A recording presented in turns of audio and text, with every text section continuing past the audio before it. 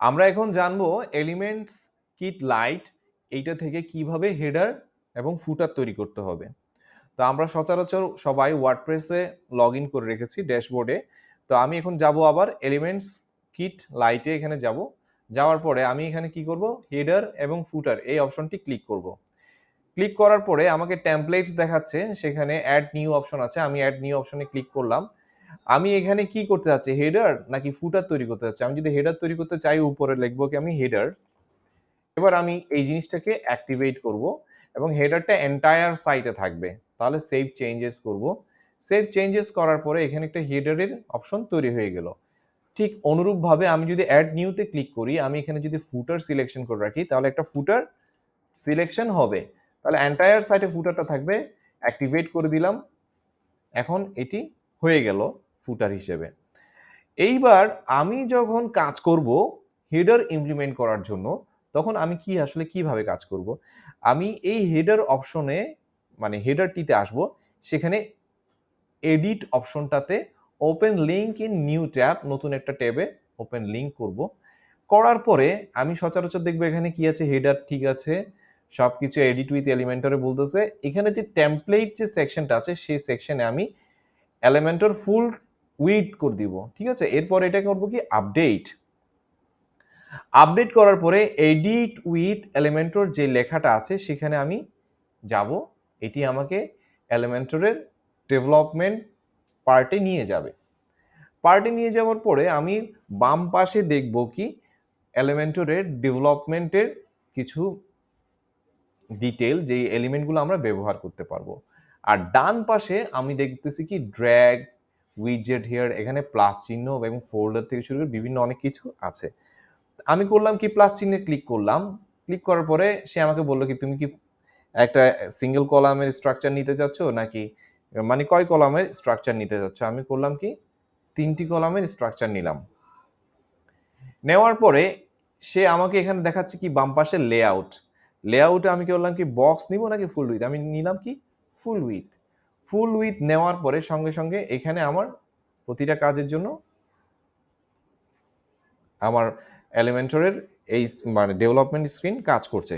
তো এরপর আমি এখন করলাম কি এই জায়গাতে এডিট সেকশনে মাউস ঘুরিয়ে এডিট সেকশনে এই জায়গায় ক্লিক করলে এখানে স্টাইল যে অপশনটা আছে সেখানে গিয়ে আমি কালার টাইপটা ঠিক করব, ঠিক আছে। এখানে ব্যাকগ্রাউন্ড টাইপের মধ্যে আসে কালার, আমি দরকার হলে হোয়াইট করে দিলাম।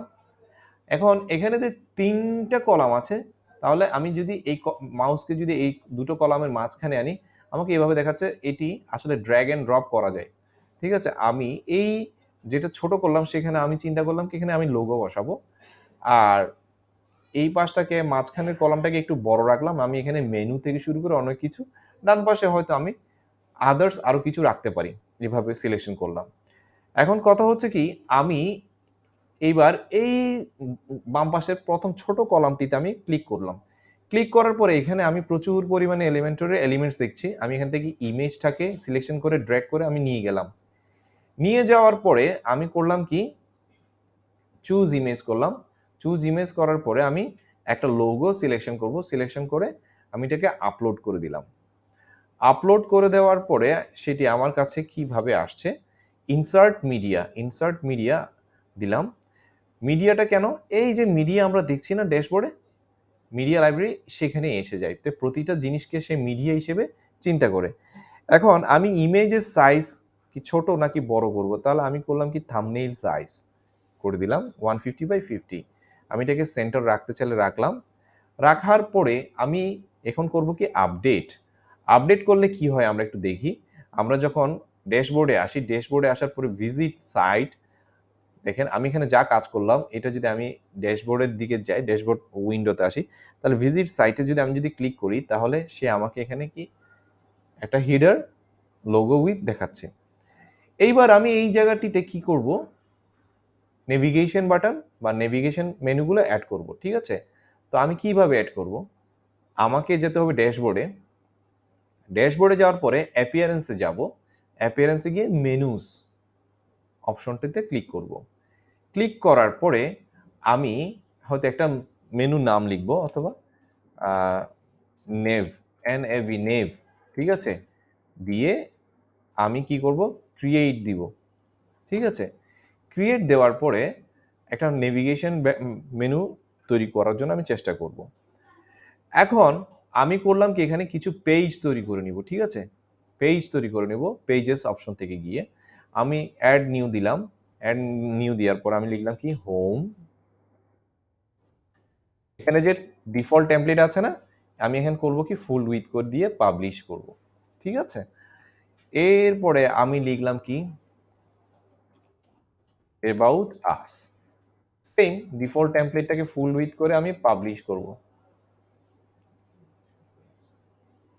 তারপর কথা হচ্ছে কি, আমি লিখলাম প্রোডাক্টস, প্রোডাক্ট না লিখে আমি লিখি সার্ভিসেস। সার্ভিসেস, সার্ভিসেস লেখার পরে ডিফল্ট, এখানে ডিফল্ট টেমপ্লেট না ব্যবহার করে আমি করব কি এলিমেন্টর ফুল উইথ, মানে সব ক্ষেত্রে আমি এই জিনিসটা ব্যবহার করব। ঠিক আছে, এরপর আমি করলাম কি কন্ট্যাক্ট, সেম জিনিস ফুল উইথ করে আমি পাবলিশ করলাম। পাবলিশ করার পরে আমি আবার এখন আসবো কি, আবার অ্যাপিয়ারেন্সে মেনুসে আসবো। মেনুসে আসার পরে আমার যে সিলেকশন করা ছিল না নেভ, আমি এখানে কি ভিউ অল পেজেস পাচ্ছি। আমি সিলেক্ট অল দিলাম। আমি স্যাম্পল যে পেজটা আছে সেটি ব্যবহার করব না, সেটা আনচেক করে দিলাম। সবগুলো চেক করার পরে অ্যাড টু মেনু নিয়ে আসলাম। এখানে দেখা গেল কি আমার জন্য সে মেনু তৈরি করে নিল না। আমি করলাম কি, প্রাইমারি মেনু হিসেবে সিলেকশন করে আমি কি করব কি সেভ করব। ঠিক আছে, সেভ করার পরে আমি এটাকে একটু করে রিফ্রেশ করতে পারি, যেটা হেডারটাকে, সেটা রিফ্রেশ করে আমি কাজ করব কিভাবে একটু দেখাই। সেম ডেভেলপমেন্ট স্ক্রিনটা চলে আসছে না আবার। আসার পরে আমরা কাজ করলাম কি, এই সার্চ উইডজেট আছে না, সেখানে এন এ ভি নেভ লিখলাম। এখানে এগুলো হচ্ছে প্রিমিয়াম আর এটা হচ্ছে ফ্রি ভার্সন, ঠিক না? আমি এটাকে ড্র্যাগ করে এই জায়গায় নিয়ে আসলাম। ঠিক আছে, এখন এখানে সিলেক্ট কি বলছে, কি মেনু বলছে না, এই জায়গাতে আমি এনএভি যে মেনুটা সিলেকশন করেছিলাম না সেটি নিয়ে আসলাম। দেখেছেন এখানে সব চলে আসলে না। এইবার আমি করব কি, এটা সেন্টারে নিয়ে আসব। এখন সে এখানে দুটো জিনিস একসাথে হয়েছে, আমরা এই জিনিসটা সরিয়ে দিব। দুটো হোম হয়ে গেছে না, এখানে দুটো হোম হয়ে গেছে না। আচ্ছা, আমরা এখন এটাকে আপডেট করি। আপডেট করার পরে আমরা আবার একটু রিফ্রেশ করি, তাহলে আমি যেটা মেনু থেকে সরিয়ে দিয়েছিলাম সেটা আবার এখান থেকে সরে যাবে। কিভাবে সরবে, আমি এটাকে একটু করে কি করলাম, ডিলিট করলাম। ডিলিট করে এন এ ভি নেভ, এখান থেকে মেনুটাকে নিয়ে আসলাম। নিয়ে আসার পরে আবার নেভ সিলেকশন করলাম।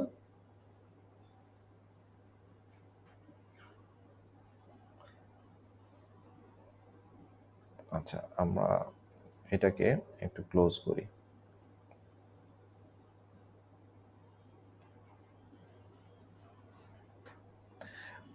এইবার এলিমেন্টস কিটে আমি আবার হেডারে যাব। হেডারে গিয়ে আমি সেটাকে ওপেন করলাম নতুন করে। নতুন করে ওপেন করার পরে এডিট উইথ এলিমেন্টরে আবার গেলাম। যাওয়ার পরে আমি দেখতেছি কি এখানে নেভিগেশন বাটনটাকে আমি করব। দেখা যাচ্ছে এখানে বরাবর অ্যাপ্লাই হয়ে গেছে। ওকে, এখন আমি এই জিনিসটা করলাম। আমি এইবার এই পয়েন্টে আমি করতে চাচ্ছি কি সোশ্যাল আইকন ব্যবহার করতে চাচ্ছি। সোশ্যাল লিখলাম কি সোশ্যাল আইকনস। ঠিক আছে, এইবার আমি করলাম এখান থেকে সোশ্যাল আইকনস দিলাম। দেওয়ার পরে আমার এখানে কি হলো, ফেসবুক টুইটার আসলো না, আসলো। আমি স্কোয়ার শেপ করতে চাইলে স্কোয়ার শেপ, রাউন্ডেড শেপ করতে চাইলে রাউন্ডেড শেপ দিলাম। দেওয়ার পর আমি এখন কি করলাম, সেভ করলাম। সেভ করার পরে আমি এখানে করলাম কি এবার,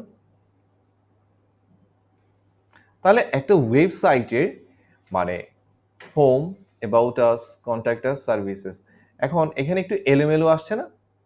এটাকে আমরা কিভাবে ঠিক করব, আমরা অ্যাপিয়ারেন্সে যাব, তারপর হচ্ছে কি মেনুস। মেনুসে গিয়ে আমার এটা নিচে থাকবে, এটা উপরে থাকবে, তাহলে এটাকে আমি সিলেকশন করে কি করব, এটাকে নিচে এনে দিব। নিচে এনে কি করব, সেভ করে দিব। তাহলে সেটা আমার কাছে এখানে কিভাবে দেখাবে, আপডেট হয়ে গেল না অটোমেটিক। এখন আমরা খুব সহজেই একটা হেডার তৈরি করতে পারি।